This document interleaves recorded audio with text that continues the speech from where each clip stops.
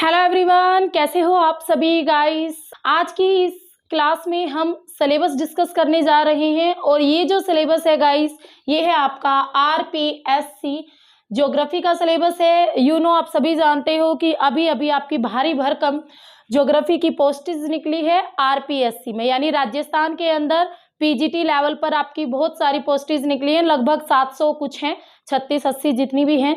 ठीक है, तो इतनी पोस्टेज है और काफ़ी ज़्यादा है, तो उसी चीज़ के लिए हमने ये अपना सिलेबस रेडी किया है। जो भी आपका सिलेबस वहाँ पर पूछा जाएगा एग्जाम में, क्योंकि नियर अबाउट आपका एग्जाम भी जल्दी हो जाएगा, तो ये सारा सिलेबस आपका ज्योग्राफी का है। इसके अलावा और भी है, ठीक है। ये तो आपके सामने केवल 3 ब्रांचेस है। तो यहाँ पर अगर हम बात करें ना पीजीटी लेवल पर, तो सिलेबस आपका जैसे हरियाणा में होता है ना एचटेट, उसी तरीके से राजस्थान में है, बट एचटेट में आपके कुछ टॉपिक ज़्यादा आते हैं और राजस्थान में कम आते हैं। तो यहाँ पर हम हर एक टॉपिक को देखेंगे कि सिलेबस में क्या क्या और कौन सी ब्रांच से कितना आएगा। ठीक है, तो ऐसा ना होना कि हम सारा पढ़ते जाएं और उसमें से आए हाफ।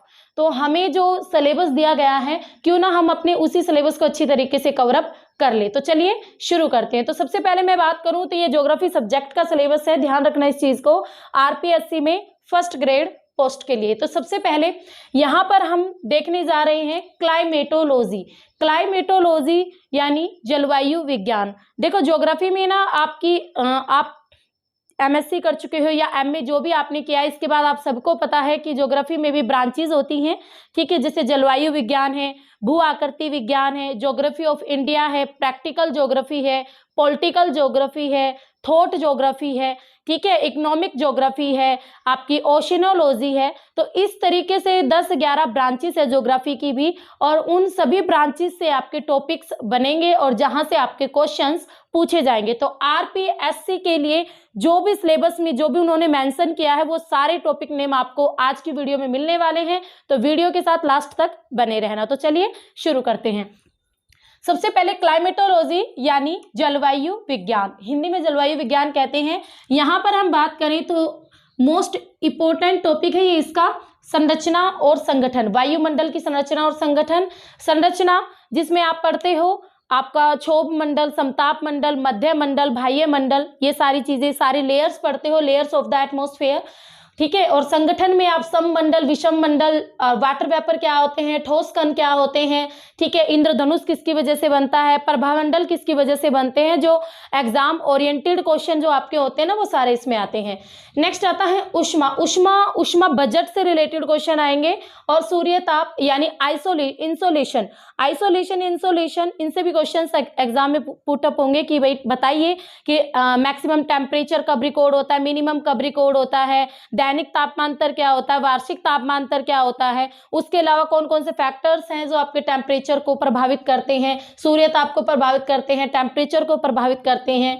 नेक्स्ट वायुदाब की बात करें यानी एयर प्रेशर, वायुदाब पेटियां कौन कौन सी हैं, कौन सी पेटी को किस नाम से जाना जाता है, कौन सी पेटी किस अक्षांश से लेकर किस अक्षांश के बीच में है, ये सारे क्वेश्चंस आपके बनेंगे। अगेन इंपॉर्टेंट टॉपिक है विश्व के जलवायु प्रदेश, यानी पूरे वर्ल्ड को कुछ जलवायु प्रदेशों में बांटा गया है और इंग्लिश वाले अल्फाबेट उठाकर उनको नाम दिए गए हैं, वो उसके अकॉर्डिंग आपको ये सारे जलवायु प्रदेशों को रीड करना होगा। साइक्लोन चक्रवात यानी शीतोष्ण कटिबंधीय चक्रवात और उष्ण कटिबंधीय चक्रवात, दोनों आपको साइक्लोन यहाँ पर डिटेल में स्टडी करने हैं।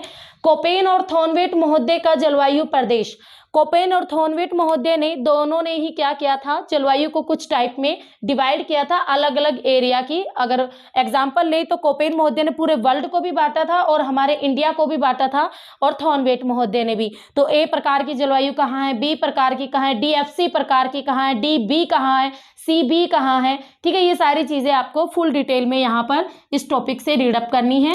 नेक्स्ट आता है पर्यावरण प्रदूषण यानी वायु प्रदूषण, मृदा प्रदूषण, जल प्रदूषण, यहाँ पर इन सब चीजों को पढ़ोगे। और इतना इजी नहीं कि भाई वायु में मिले अशुद्धियों को वायु प्रदूषण कहते हैं, इस तरीके से क्वेश्चन नहीं आएगा। क्वेश्चन ऐसे आएगा, कौन सी गैस है जो जानलेवा है, कौन सी गैस जिसे दम घोटू गैस कहते हैं, कौन सी ऐसी गैस है जो कि आपकी ओजोन लेयर को सबसे ज्यादा नुकसान पहुंचाती है, कौन सी गैस आपके हमारे जो ग्रीन हाउस प्रभाव है उसके लिए सबसे ज्यादा हानिकारक है। तो इस तरीके से यहाँ पर क्वेश्चन पुटअप होंगे, ठीक है।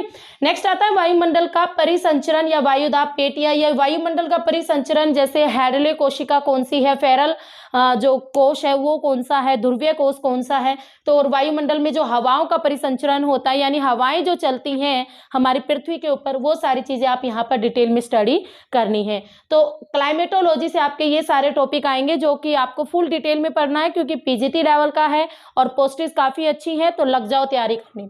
नेक्स्ट आता है जियोमॉर्फोलॉजी, भू आकृति विज्ञान। भू आकृति विज्ञान से भी अगेन सारे महत्वपूर्ण जो विषय थे, जो टॉपिक्स थे आपके उठा लिए गए हैं, जैसे पृथ्वी की आंतरिक परतें, जिसमें आपकी आती हैं क्रस्ट, मेंटल और कोर, उन तीनों के बारे में आपको फुल डिटेल से पता होना चाहिए। और अगेन जो भी पृथ्वी के आंतरिक भाग में जो भी अन्य विशेषताएं हैं वो भी।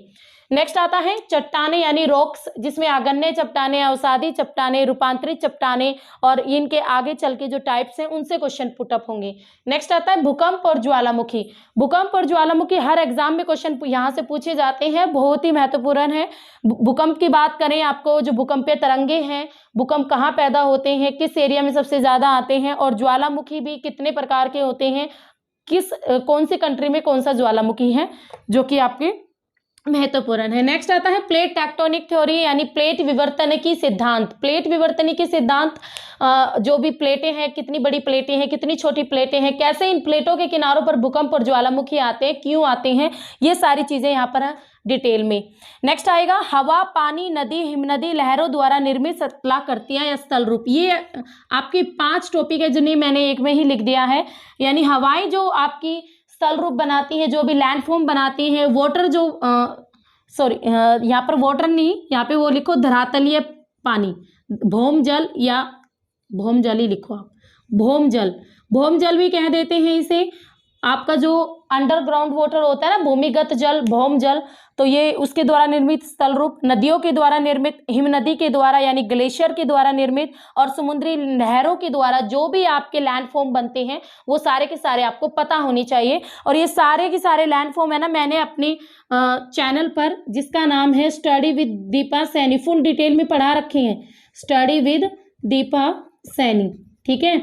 इस चैनल पर मैंने ये आपके पांचों के पांचों स्थल रूप पूरा डिटेल से पढ़ा रखे हैं। नेक्स्ट आता है ढाल यानी स्लोप। स्लोप कितने प्रकार के होते हैं, कौन सा स्लोप कितने डिग्री से कितने डिग्री के बीच होते हैं, कितने टाइप्स होते हैं, इन सब चीजों को आपको डिटेल में पढ़ना है। महाद्वीपीय विस्थापन सिद्धांत, वैगनर महोदय की थी महाद्वीपीय विस्थापन थ्योरी, ठीक है, यानी कॉन्टिनेंटल ड्रिफ्ट थ्योरी। और वैगनर महोदय ने बताया था किस तरीके से जो सभी कॉन्टिनेंट है वो आपस में जुड़े हुए थे किसी टाइम पर, और आज वो एक दूसरे से कितने दूर हैं, और इन सब चीजों के लेकर उन्होंने एविडेंस भी सामने लाए थे। तो उन सब चीजों को यहाँ पर डिटेल में पढ़ना है। नेक्स्ट आता है अंतर्जात या बहिर्जात शक्ति या बल भी जिसे हम कह सकते हैं, यानी एंडोजेनेटिक या एक्सोजेनेटिक फोर्सेस के बारे में आपको यहाँ पर डिटेल में पढ़ना पड़ेगा, कौन सा एंडोजेनेटिक है, कौन सा एक्सोजेनेटिक है, इन सब चीजों को। नेक्स्ट ब्रांच आती है हमारी ओशनियोलॉजी यानी समुद्र विज्ञान। समुद्र विज्ञान से आपके कौन कौन से टॉपिक बनेंगे, तो सबसे पहले हम बात करें, आपको देखो नाम ही समुद्र है तो सारे महासागरों के बारे में आपको पढ़ना होगा। टोटल आपके 4 सबसे ज्यादा इंपॉर्टेंट है। सबसे पहले प्रशांत महासागर, सेकंड नंबर पर आता है अंध महासागर जिसे अटलांटिक महासागर भी कहते हैं, और भाई थर्ड नंबर पर आपका आता है हिंद महासागर, एंड फोर्थ नंबर पर आपका आता है आर्कटिक महासागर सबसे छोटा। तो ये चारों महासागर, उनके अंदर की विशेषताएं, उनके अंदर क्या क्या है, किस तरीके से हैं, इन सबको आपको डिटेल में पढ़ना है। नेक्स्ट आता है लवणता यानी सैलिनिटी। ओशियन में भी आपकी लवणता जो खारापन होता है उसको डिटेल में पढ़ना है, कौन से सागर में कितनी लवणता है और कौन सा महासागर कितना खारी है, उन सब चीजों को पढ़ेंगे, और कौन से फैक्टर्स हैं जो सैलिनिटी को इफेक्ट करते हैं। नेक्स्ट आता है ज्वार, ज्वार भाटा, भाटा भी लिख लो इसके साथ, ज्वार भाटा यानी समुद्र में उठने, ऊपर उठने और नीचे उतरने वाले पानी को ज्वार भाटा कहते हैं, और ये भी समुद्र से रिलेटेड होते हैं, यहाँ से भी एग्जाम में बहुत बार क्वेश्चन बनते हैं। समुद्री धाराएं, नेक्स्ट टॉपिक आता है, आपको हर महासागर की समुद्री धारा पढ़नी पड़ेगी, प्रशांत महासागर की, अंध की, हिंद महासागर की, इन तीनों की पढ़नी पड़ेंगी, तीनों की ही आती हैं ये ओशियन करंट, और किस एरिया में किस ओशियन करंट को किस नाम से जाना जाता है वो सब कुछ विद मैप डिटेल से, ठीक है। महासागरीय निक्षेप, महासागरीय निक्षेप यानी महासागरों की तली में क्या क्या है, जैसे आपके ग्लोबिजेरिना है, रेडियन है, उज है, ठीक है, नीली पंख है, हरी पंख है, पीली पंख है, इन सब चीजों को हम यहाँ पर डिटेल में स्टडी करेंगे। नेक्स्ट आता है परवाल भीति और परवाल द्वीप, यानी जो समुद्र जीव होता है मूंगा, जब वो मर जाता है तो उसका जो बॉडी होती है वो एक दूसरे के ऊपर पर इकट्ठे होते चले जाते हैं और एक चट्टान बना लेते हैं जिसे कहते हैं परवाल भीति या परवाल की दीवार, ठीक है। तो और परवाल द्वीप, और इस प्रकार से एक द्वीप भी बन जाता है, एक आइलैंड भी बन जाता है जिसे परवाल द्वीप कहते हैं। ये टॉपिक मोस्ट इंपॉर्टेंट है, ठीक है। इसको तो आपको अच्छी तरीके से पढ़ना ही पड़ेगा, एग्जाम में यहाँ से क्वेश्चंस आते हैं। तो ओशिनियोलॉजी से आपके ये टॉपिक बनेंगे। चौथी ब्रांच आती है भाई हमारी इकोनॉमिक ज्योग्राफी यानी आर्थिक भूगोल। आर्थिक भूगोल में हम बात करें तो यहाँ पर आपकी थ्योरेटिकल ज्यादा क्वेश्चंस आएंगे, थ्योरी आएंगी। एक तो वेबर महोदय की आएगी न्यूनतम लागत सिद्धांत, कि किस प्रकार आप किस उद्योग को ऐसे एरिया में बसाओगे जहां पर आपके लिए यानी आपका खर्चा कम हो, ठीक है, आपका खर्चा कम हो यानी कम पूंजी में आप एक इंडस्ट्री को वहां पर बसा सको। तो इससे रिलेटेड था वेबर महोदय का न्यूनतम लागत सिद्धांत, एक उद्योग को बसाने से रिलेटेड, जो कि आपको डिटेल से पढ़नी है। आर्थिक क्षेत्र आएंगे, भारत के आर्थिक क्षेत्र, भारत में जैसे प्राथमिक, द्वितीयक, तृतीयक, चतुर्थक और पंचक जितने भी हैं, पांचों के पांचों आपको पढ़ने पड़ेंगे और कौन से उसमें कौन सा एरिया आएगा।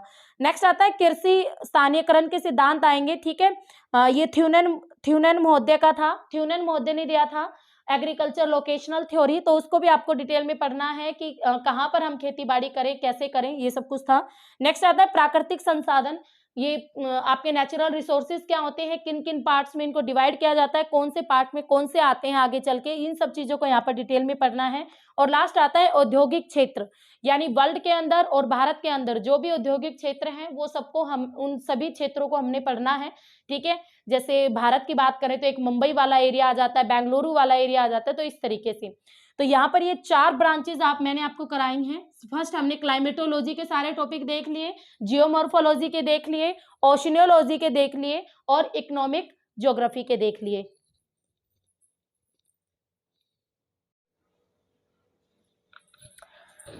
अब इसके बाद नेक्स्ट जो हमारी ब्रांच आती है वो है भैया आपकी भौगोलिक विचारधारा, जिसे आप थॉट ज्योग्राफी कहते हैं, ठीक है। थॉट ज्योग्राफी यानी जिसमें आपके भूगोलवेता आते हैं, जियोग्राफर आते हैं, ग्रीक जियोग्राफर, रोमन जियोग्राफर, अरब जियोग्राफर, ठीक है। जैसे मैकेंडर महोदय है, विडाल डी लाब्लास है, जीन ब्रून्स है, रेडजल है, सैंपल है, ठीक है। इस तरीके से आपको ग्रीक वाले जो भी भूगोलवेता थे, रोमन वाले और अरब भूगोलवेता, इन तीनों को ही डिटेल में स्टडी करना पड़ेगा और इनकी बुक्स को भी, यानी जो भी ज्योग्राफर थे और उनके द्वारा ज्योग्राफी की जो भी बुक्स लिखी गई या जो भी उनके द्वारा डिस्कवर किया गया उसके बारे में आपको पता होना चाहिए।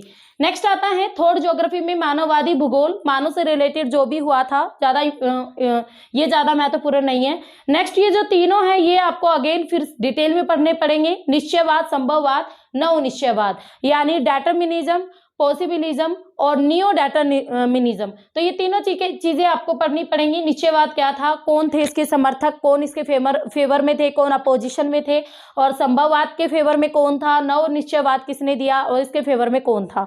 तो इन सब से आपके एग्जाम में बहुत सारे क्वेश्चंस बनने वाले हैं, तो थॉट ज्योग्राफी आपकी बहुत ही ज्यादा महत्वपूर्ण है। नेक्स्ट आती है जनसंख्या भूगोल, जिसे आप अधिवास भूगोल भी कहते हैं, ये भी एक ज्योग्राफी की ब्रांच है और आरपीएससी में यहाँ से भी क्वेश्चन आएगा। बट इसको डिस्कस करने से पहले मैं आपको एक चीज बताना चाहती हूँ, ये जो सारा सिलेबस जितना भी मैं यहाँ पर करवा रही हूँ ना, लिखवा रही हूँ आपको, ये सारा का सारा सिलेबस अचीवर्स एकेडमी ऐप पर, अचीवर्स एकेडमी ऐप पर आपको मिल जाएगा, अचीवर्स एकेडमी ऐप पर, ठीक है।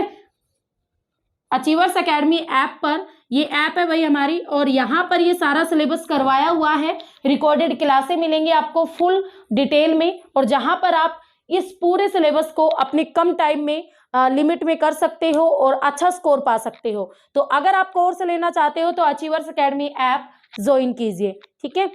चलिए आगे चलते हैं, जनसंख्या भूगोल या आदिवास भूगोल। तो जनसंख्या भूगोल की बात करें तो यहाँ पर सबसे पहली जनसंख्या घनत्व, पॉपुलेशन क्या है, कितनी है, किस देश में कितनी है, भारत में कितनी है, चलो इंडिया का तो हम अलग से पढ़ेंगे ज्योग्राफी ऑफ इंडिया में। तो जनसंख्या घनत्व क्या है, डेंसिटी क्या है, कौन से फैक्टर हैं जो इसको प्रभावित करते हैं, और उसी तरीके से जनसंख्या वितरण को कौन कौन से फैक्टर्स प्रभावित करते हैं, और विश्व में सबसे अधिक जनसंख्या कहाँ है, कम कहाँ है, और कम है तो क्यों है। तो इन सब चीजों को इस टॉपिक के अंदर डिटेल में स्टडी करना है। जनांकीय संक्रमण, जनांकीय संक्रमण जो कि आपका क्या दर्शाता है, आपकी बर्थ रेट और डेथ रेट, इन दोनों को दर्शाता है। ये जनांकीय संक्रमण किसने दिया, किसने कितनी अवस्थाएं बताई जीवन की, तो इन सब चीजों को यहाँ पर डिटेल में स्टडी करना है। क्रिस्टालर महोदय का केंद्र स्थल सिद्धांत अगेन महत्वपूर्ण, क्योंकि एग्जाम में बहुत बार पूछा जाता है क्रिस्टालर के केंद्र स्थल सिद्धांत से। नेक्स्ट आता है, ये दोबारा लिख दिया, कोई नहीं, आगे चलो। नगर आकार की और नगरीय बस्तियां, यानी नगरों के आकार, मेगा सिटी कौन सी है, मिलियन सिटी कौन सी है, स्मॉल सिटी कौन सी है, तो इन सबको अलग अलग जनसंख्या के आधार पर है ना बांटा गया है, तो उन सब चीजों को नगर आकार की में आप पढ़ोगे। नगरीय बस्तियां और ग्रामीण बस्तियां कितने प्रकार की होती है, कैसे होती है ग्रामीण बस्तियां, आपकी गुच्छित बस्तियां कौन सी होती है, एकांकी बस्तियां कौन सी होती हैं, ठीक है। इन सब चीजों को आपको डिटेल में स्टडी करना है यहाँ पर, तो सेटलमेंट ज्योग्राफी भी कहते हैं इसे। नेक्स्ट आता है केंद्रीय व्यापारिक क्षेत्र। असल में ये क्या होता है, केंद्रीय व्यापारिक क्षेत्र यानी एक ऐसा एरिया जहाँ जो कि आपके व्यापार के लिए, आपके ट्रेड के लिए बेस्ट माना जाता है। तो इससे रिलेटेड काफ़ी थ्योरीज हैं और वो सारी थ्योरी आपको इस वाले पार्ट में पढ़नी है, तो ये भी इंपॉर्टेंट है। ये थी आपकी पॉपुलेशन ज्योग्राफी। नेक्स्ट आती है पॉलिटिकल ज्योग्राफी। पॉलिटिकल ज्योग्राफी की बात करें तो यहाँ पर आपको केंद्र स्थल और उपांत स्थल, इनसे रिलेटेड आपकी बहुत सारी थ्योरी हैं अलग अलग, जो कि जियोग्राफर की है, राइटर की है, वो सारी थ्योरीज आपको यहाँ पर अच्छी तरह डिटेल में पढ़नी है। नेक्स्ट आता है भाषाएं यानी लैंग्वेजेस, वर्ल्ड के अंदर किस एरिया में कौन सी है और मैक्सिमम कौन सी लैंग्वेज बोली जाती है। 5 लैंग्वेज तो आपको पढ़नी पड़ेगी कि वर्ल्ड की 5 ऐसी लैंग्वेज जो कि मैक्सिमम से मिनिमम। नेक्स्ट आते हैं धर्म यानी रिलीजन, सबसे ज़्यादा कौन सा धर्म है, किस एरिया में कौन सा धर्म है, ठीक है, इन सब चीज़ों को भी आपको पढ़ना है। मानव प्रजातियाँ यानी ह्यूमन ट्राइब, अगेन इंपॉर्टेंट है, एग्जाम में बहुत बार आएगा। मानव जो प्रजातियों है जैसे काकेशियड प्रजाति, मंगलोइड प्रजाति, निग्रोइड प्रजाति, तो इनको आगे चलकर डिवाइड किया गया और कौन सी प्रजाति की कौन सी विशेषताएं हैं, सिर की लंबाई कैसे निकालते हैं, नाक की चौड़ाई, नाक की लंबाई कैसे निकालते हैं, बालों की लंबाई को कैसे मेजर किया जाता है, तो इन सब चीज़ों को आपको मानव प्रजातियों में पढ़ना है। नेक्स्ट आता है प्रैक्टिकल ज्योग्राफी। प्रैक्टिकल ज्योग्राफी में देखो आपको मैप्स के बारे में पता होने चाहिए, कितने टाइप मैप्स होते हैं, आगे चलकर उनको कैसे डिवीजन किया जाता है। प्रोजेक्शन यानी प्रक्षेप के बारे में आपको डिटेल से पढ़ना है, कौन सा प्रोजेक्शन, ठीक है, समझ रहे हो ना, जैसे मर्केटर का प्रोजेक्शन है, कॉनिकल प्रोजेक्शन है, उन सब चीज़ों को पढ़ना है। मीन, मीडियम, मोड, इन तीनों के बारे में आपको पता होनी चाहिए। कोई आपसे क्वेश्चन नहीं पूछेगा कि आप क्वेश्चन सोल्व करना है, इतना टाइम नहीं देते, बट आपको पता होना चाहिए कि मीन कैसे निकालते हैं, मीडियम कैसे निकालते हैं और मोड कैसे निकालते हैं। नेक्स्ट आता है कोरिलेशन यानी सहसंबंध, ये 2 है, कैंडाल महोदय का है और कोटिक्रम सिद्धांत भी बोलते हैं, तो ये इसमें दो थ्योरी आती है जो आपको डिटेल में पढ़नी है। नेक्स्ट आता है GIS। GIS जियोग्राफिकल इंफॉर्मेशन आपका सिस्टम, ये आपका भौगोलिक सूचना तंत्र जिसे कहते हैं, इसके बारे में डिटेल से पढ़ना है। GIS क्या होता है, क्यों उपयोगी है और ज्योग्राफी में इसका क्या यूज है। नेक्स्ट आता है डिस्ट्रीब्यूशन। डिस्ट्रीब्यूशन मैप यानी वितरण मानचित्र। वितरण मानचित्र जो होते हैं वो क्या दिखाते हैं, इनमें कौन कौन से मेथड्स होते हैं, उन मेथड्स के द्वारा कैसे चीज़ों को आप प्रेजेंट करोगे, इन सबको यहाँ पर डिटेल में पढ़ना है। नेक्स्ट आता है रिमोट सेंसिंग यानी सुदूर संवेदन। रिमोट सेंसिंग यू नो की जो भी सैटेलाइट्स हैं उनसे आप कैसे पिक्चर कैप्चर करते हो, कैसे इमेज बनती है, कैसे आप किसी एरिया की पिक्चर्स को कवरअप किया जाता है, तो इन सब चीज़ों को आप सुदूर संवेदन में पढ़ोगे। यहाँ से भी क्वेश्चंस आते हैं कि इसका सेंटर कहाँ है, इसकी फुल फॉर्म क्या है, ये सब चीज़ें क्वेश्चंस बनते हैं। नेक्स्ट आता है रीजनल ज्योग्राफी। रीजनल ज्योग्राफी से आपका ज़्यादा कुछ नहीं है, सिर्फ 2 ही टॉपिक है, आपको पढ़ना है प्रादेशिक नियोजन, भारत के अंदर जो प्रादेशिक नियोजन है वो किस प्रकार से हुआ, कैसे हुआ, सबसे पहले कहाँ हुआ, और ये आपको पढ़ना है विकास के मापक और संकेतक, जिसमें आपका ह्यूमन डेवलपमेंट भी आता है, मानव विकास संकेतक भी आता है, जहाँ से 1 या 2 क्वेश्चंस बनते हैं। तो ये 9 ब्रांच हो गई हैं, ठीक है। हमने थॉट ज्योग्राफी के टॉपिक देख लिए, पॉपुलेशन ज्योग्राफी के देख लिए, पॉलिटिकल ज्योग्राफी के देख लिए, और भाई प्रैक्टिकल ज्योग्राफी के देख लिए और रीजनल ज्योग्राफी के देख लिए। ब्रांच की बात करें तो अब हमारी सिर्फ एक ही ब्रांच रहती है जिसका नाम क्या है, ज्योग्राफी ऑफ इंडिया, ठीक है, ज्योग्राफी ऑफ इंडिया। मैं अब फिर से कह रही हूँ, अगर कोई स्टूडेंट इन सभी टॉपिक्स को बिल्कुल टाइम पर कंप्लीट करना चाहता है ना, ये चाहता है कि भाई मेरा सारा सिलेबस हो जाए एग्जाम से पहले, क्योंकि एग्जाम का कोई भरोसा नहीं है, जल्दी ही ले लिया जाएगा, तो अगर चाहते हो कि टाइम पर सारा सिलेबस कवर अप हो जाए और आप एक अच्छी पोस्ट पर लगो, तो अचीवर्स एकेडमी ऐप ज्वाइन करो, ठीक है। तो अब हमारी लास्ट और 10th जो ब्रांच है वो है भाई आपकी geography of India. Geography of India से आप सभी जानते हो बहुत सारे टॉपिक बनते हैं, ये लगा लो आपको इंडिया को फुल डिटेल में ही पढ़ना है यहाँ पर। तो सबसे पहले इंट्रोडक्शन ऑफ इंडिया आ जाता है, ठीक है, बट ज्योग्राफी के तौर पर, यानी भारत का भौगोलिक परिचय, भारत का भौगोलिक परिचय, ज्योग्राफिकल इंट्रोडक्शन पढ़ना है, जिसमें आपको भारत की सीमाओं के बारे में, बाउंड्रीज के बारे में, लंबाई, चौड़ाई, एरिया, पॉपुलेशन, किस देश के साथ हमारी जलीय सीमा लगती है, किसके साथ हमारी कैसे बाउंड्री लगती है, समुद्री सीमा किसके साथ लगती है, कितने राज्य समुद्र के साथ जुड़े हैं, कितने नहीं जुड़े हैं, जो कोस्टल एरियाज हैं उनके क्या क्या नाम हैं। आपको चैनल पढ़ने पड़ेंगे, या जो आपके चैनल्स है 8 डिग्री चैनल, 9 डिग्री चैनल, और इसके अलावा आपके जो भी पासिस हैं उनको भी डिटेल में पढ़ना पड़ेगा। तो भौगोलिक तौर पर भारत का पूरा इंट्रोडक्शन आपको कवर अप करना है। उसके बाद अगर हम देखें भारत की नंबर 2 पर बात करें तो भारत की क्लाइमेट यानी जलवायु को भी हमें पढ़ना पड़ेगा, और जलवायु में हमें मानसून को कवर अप करना पड़ेगा, क्योंकि ये अहम पार्ट है इंडिया का। मानसून के बारे में आपको डिटेल पढ़ना है, कब आया, कि कौन सी डायरेक्शन थी पवनों की जब मानसून इंडिया में आता है। उसके अलावा जब मानसून आता है भारत में तो किन किन एरिया में वर्षा होती, किस में नहीं होती, उसके साथ साथ कौन सा एरिया सूखा रह जाता है, कितनी प्रतिशत वर्षा होती है, और रुक रुक के आया तो उसे क्या कहते हैं, ठीक है। और ये सब कुछ किसकी वजह से, मानसून किसकी वजह से इंडिया में आता है, रीजन आपको पता होना चाहिए। प्री मानसून क्या होता है, पोस्ट मानसून क्या होता है, और मानसून क्या होता है, ये सब भी चीजें आपको पता होनी चाहिए। यानी मानसून को आपको डिटेल में पढ़ना है, और मानसूनी वर्षा के भी अलग अलग एरिया में, यानी प्री मानसून जो होता है ना उसका अलग अलग एरिया में अलग अलग नाम है, उनको भी आपको पढ़ना है। फॉर एग्जाम्पल केरल में इसे आम्र वर्षा कहते हैं, कर्नाटक में प्री मानसून को चेरी ब्लोजम कहते हैं। तो ये सारे नाम आपको पढ़ने पड़ेंगे, ठीक है। तो भारत की जलवायु, भारत में ऋतुएं हैं, आप सबको पता है भारत की कैसी जलवायु है, भारत में कौन कौन सी ऋतु है। उसके बाद अगर हम बात करें भारत का भौगोलिक विभाजन, भारत का भौगोलिक विभाजन की बात करें तो भाई भारत में कौन कौन से आपके स्ट्रक्चर है। भौगोलिक विभाजन ना करके यहाँ पर भौगोलिक नहीं फिजिकल कर लो, यानी भारत का प्राकृतिक विभाजन आप कह सकते हो। यानी जैसे भारत के नॉर्थ में हिमालय पर्वत है, फिर आपका आ जाता है उत्तरी भारत का विशाल मैदान, साउथ में आ जाता है आपका प्रायद्वीपीय पठार पेनिनसुलर बोलते हैं जिसे, और फिर आपके आ जाते हैं तटीय मैदान कोस्टल एरियाज, थार मरुस्थल आ जाता है जो आपका डेजर्ट है राजस्थान के अंदर, ठीक है, राजस्थान की ज्योग्राफी पढ़ रहे हो। उसके बाद आपके द्वीप समूह भी आ जाते हैं। तो ये सब चीज़ों को फुल डिटेल में यहाँ पर पढ़ोगे प्राकृतिक विभाजन के अंदर, यानी पूरे भारत में क्या क्या है इन प्राकृतिक तौर पर है ना ये, तो इन सब चीज़ों को हम यहाँ पर डिटेल में पढ़ेंगे। नेक्स्ट पढ़ेंगे हम ज्योग्राफी ऑफ इंडिया में वनस्पति, यानी भारत के अंदर भाई जो भी पेड़ हैं किस कौन कौन से टाइप के 5 प्रकार के वन मिलते हैं। उष्णकटिबंधीय सदाबहार वन, पर्णपाती वन, आपकी कांटेदार झाड़ियाँ जो कि राजस्थान में मिलती हैं, ठीक है, और कोस्टल वन आपके तटीय मैदान, तो तटीय वन, तो ये सब चीजें हम वनस्पति या वनों में डिटेल में पढ़ेंगे। तो वनस्पति और वन अगेन इंपॉर्टेंट है, एग्जाम में यहाँ से क्वेश्चंस आते ही आते हैं। उसके बाद हम बात करें, आपको पढ़ना है भारत के अंदर मिट्टी या मृदा, 8 प्रकार की मिट्टी पाई जाती है, और सारी मिट्टियों की अलग अलग विशेषताएं होती है, जिन सबको आपको कवर अप करना ही करना है। नेक्स्ट आपको पढ़ना है भारत में एग्रीकल्चर और भारत में फसलें, यानी फसलों की बात करें तो भाई भारत में कौन सी फसलें किस राज्य में सबसे ज्यादा है, जैसे गेहूं में नंबर 1 कौन है, चावल में नंबर 1 कौन है, कॉफी में नंबर 1 कौन है, तो इन सब चीजों को आपको पता होनी चाहिए, तो अगेन इंपॉर्टेंट है।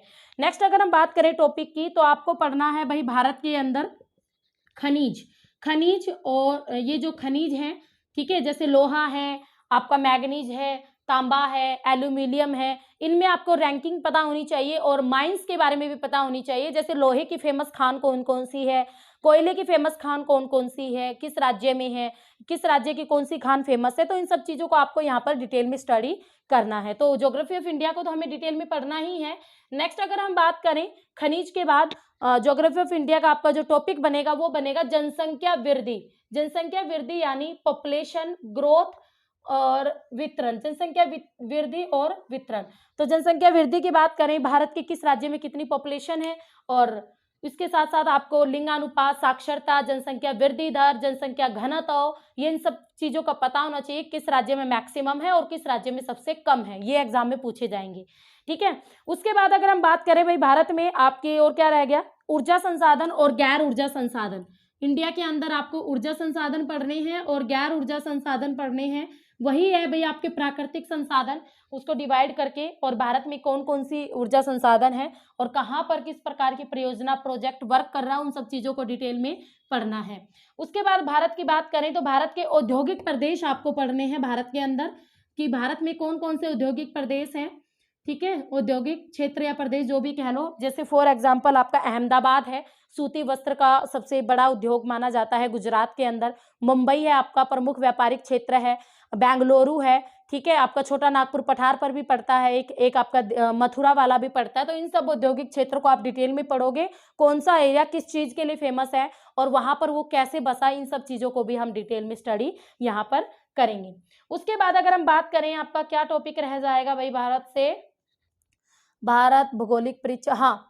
उसके बाद आपको ये भी पढ़ने हैं नेशनल पार्क वगैरह और वन्य जीव अभ्यारण्य, ये भी आपको डिटेल में पढ़ने हैं, ठीक है। कौन सा पार्क कहाँ पर है, वन्य जीव अभ्यारण्य, 18 आपकी जो सेंचुरीज है वो भी आपको डिटेल में पढ़नी है। उसके बाद अगर हम बात करें इंडिया के अंदर रिवोल्यूशन भी आपको पढ़नी है, कौन सी क्रांति किस नाम से जानी जाती है, ठीक है, इंडिया की बात करें। और नदियाँ रह गया ना, तो भारत में नदियों को भी आपको डिटेल से स्टडी करना है। रिवर्स को भारत में कौन कौन सी नदी बहती है और किस नदी को किस नाम से जानते हैं, ये सारी चीजें भी आपको पता होनी चाहिए। तो कुल मिला के मैं ये कहूँ ना, कुछ छूट गया हो तो भाई, वैसे तो सारे लिख ही दिए, कि भारत में जो भी आपकी ज्योग्राफी आती है ना, भारत यानी ज्योग्राफी ऑफ इंडिया तो डिटेल में दे रखी है आरपीएससी में, ठीक है। तो ज्योग्राफी ऑफ इंडिया तो आपको डिटेल में पढ़नी ही पड़ेगी। तो ये था भाई आपका सिलेबस आरपीएससी का। अगर आप अपना एग्जाम क्रैक करना चाहते हो तो आज से ही तैयारी में लग जाओ, ऐसे नहीं चलेगा कि आप ढील बरत रहे हो, ठीक है। और अगर आप हमसे जुड़ना चाहती हो, मुझसे पढ़ना चाहते हो ज्योग्राफी, तो भाई आपको अचीवर्स एकेडमी ऐप ज्वाइन करनी है। वहां पर मैंने इन सभी टॉपिक्स को फुल डिटेल से पढ़ा रखा है। तो अगर आप अपना जो सिलेबस है टाइम पर कवर अप करना चाहते हो, अच्छी तैयारी करना चाहते हो और एग्जाम क्रैक करना चाहते हो, तो अचीवर्स एकेडमी ऐप ज्वाइन कीजिए, ठीक है। तो ये ऐप है जहां पर आपको पीजीटी और आरपीएससी का फुल सिलेबस मिल जाएगा। तो कोई टेंशन लेने की बात नहीं है, आराम से आपका एग्जाम क्लियर होगा और आपको एक एक चीज इतनी अच्छी तरीके से और फुल डिटेल से समझाई जाएगी ना, कि आप खुद फोन करके कहोगे कि हाँ भाई कुछ बात है, ठीक है। तो हम तो चाहते हैं कि आपका एग्जाम क्लियर हो और आप लगे, तो इसलिए ये आपके ऊपर है कि आप क्या चाहते हैं, ठीक है। अगर वीडियो अच्छी लगी हो तो इसे शेयर कर देना, ताकि मैक्सिमम जो स्टूडेंट है आरपीएससी का जो एग्जाम देना चाहते हैं उनके पास ये सारे टॉपिक्स पहुंच जाएं और वो अपनी तैयारी अच्छे से कर सकें। फिर मिलेंगे, हैव ए नाइस डे।